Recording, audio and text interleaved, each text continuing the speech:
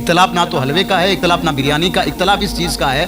آپ مجھے بتائیے، تھوڑی دیر پہلے میں نے آپ کو ایک طریقہ بتایا تھا عشاء کی جماعت کے بعد فوراً. میں نے آپ کو یہ بات کہی تھی کہ 2 رکعت نماز نفل پہلے پڑھیے، نیت یہ رکھیے کہ اللہ تبارک و تعالیٰ میری عمر میں برکت دے اور وہ عمر دے کہ جو بھلائی میں گزرے. نماز اللہ کے لیے پڑھنی ہے. پھر اس کے بعد 2 رکعت نماز نفل پڑھنی ہے اور اللہ پاک میرے رزق میں میرے لیے حلال روزی کے جو دروازے نا سارے دروازے وہ کھول دیں. نماز اللہ قرآن میں کہتا ہے تم کس سے؟ صبر اور نماز سے مدد طلب کرو.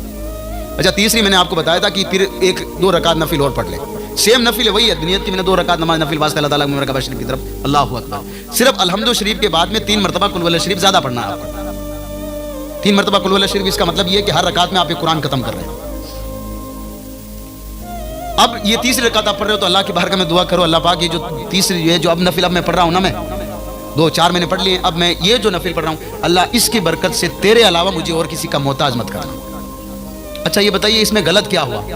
چلیے رات آپ نہیں مانتے، ثابت نہیں، آپ کہہ رہے ہیں کہ ثابت نہیں ہے، ضعیف ہے، وہ ہے. آپ مجھے بتائیے اگر کوئی بندہ 6 رکعت نماز اللہ سے مانگ کر کے کھڑے ہو کر کے اگر کوئی مانگ رہا ہے، پھر بھی اگر آپ یہ کہہ رہے ہو کہ رات ثابت نہیں ہے، تو آپ جو نہیں مان رہا ہے ڈیبیٹ کرنے کے بجائے یہ کام کریں، ان کو بولیں بھائی آپ اپنے بیوی بچوں کو تھپل کے سلا دیں. جو منا رہا ہے، جو رات میں کھڑے ہو کر اللہ کی بارگاہ میں کھڑے ہو کر کے اللہ سے مانگ رہا ہے، اس کو مانگنے دیں.